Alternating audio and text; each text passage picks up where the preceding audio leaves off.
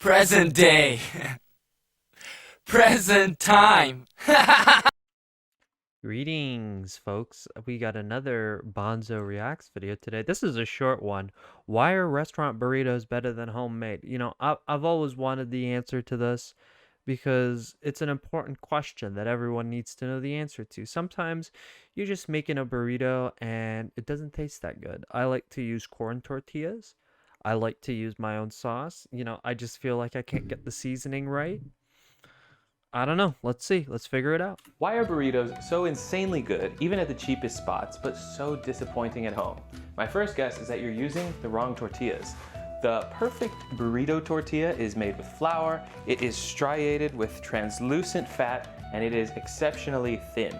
Flour has gluten, and so flour tortillas have enough stretch to be wrapped around your fillings. Fat in the tortilla will contribute pliability so things don't crack while you're rolling, and don't even try to roll a wrap with those big fat 1/8-inch thickers by brands like Mission. It's like eating carne asada wrapped in pita bread. Also, buy the biggest tortillas you can find. The ones that they use at the takeout spots are way bigger than you think. While a taco employs one of the healthiest carb to filling ratios in the biz, the burro is an entirely different story, and that's why you won't ever see me eating burritos filled with rice.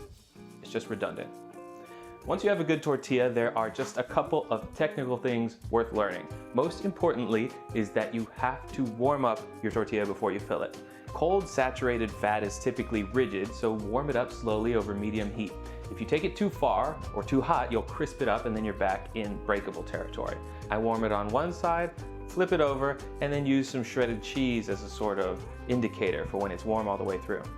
Plus, it guarantees even distribution of cheese. When it does come time to wrap, place your fillings in a stubby line, fold both sides in, and then fold the bottom up as tight as you can. When I say tight, I mean really take this bottom edge and tuck it underneath the fillings. Then keep rolling until you've got that old familiar tube shape. This still has a risk of unraveling, so I almost always seal it shut by searing the seam over medium heat until it's brown, and just because toasted bread always tastes better than untoasted, I flip it over and get some good browning on the other side as well. If you had any cold leftovers in this baby, it'll all warm up during this stage. The last little tip I've got for you is to wrap this while it's still warm in cheap, thin aluminum foil. This ain't the heavy duty stuff. The foil helps keep your food warm, obviously, but it also steams the tortilla. You know how a ballpark hot dog is so good when it's wrapped in thin foil and left to steam the bun for a minute? That applies here too. Now you've got the flavor of toasted bread with the satisfying chew you wouldn't otherwise achieve. It also serves as one last line of defense against rupture and spillage. You can tear away at the edge while you eat so salsa doesn't spill all over your lap after the third bite. If you ask me, why is it that every sandwich I make isn't any good? The problem probably doesn't lie within the combination of fillings unless you're whipping up a jelly bean and cheddar on rye. The same goes for a burrito. You don't need a recipe from me. You just need to tweak the process a little more thoughtfully. If you really have no idea where to start, screenshot this chart and make some frankencompos to get started. Good luck out there. Vaya con Dios.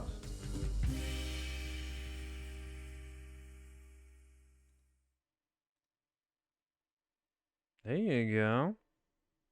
Well, I think that was an absolutely informative video. We got a lot of really important information out of that. I think we figured out the massive mistake that we were making, which was, in fact, we were using the wrong tortilla. We need to use flour. It needs to be very fatty, and it needs to be humongo.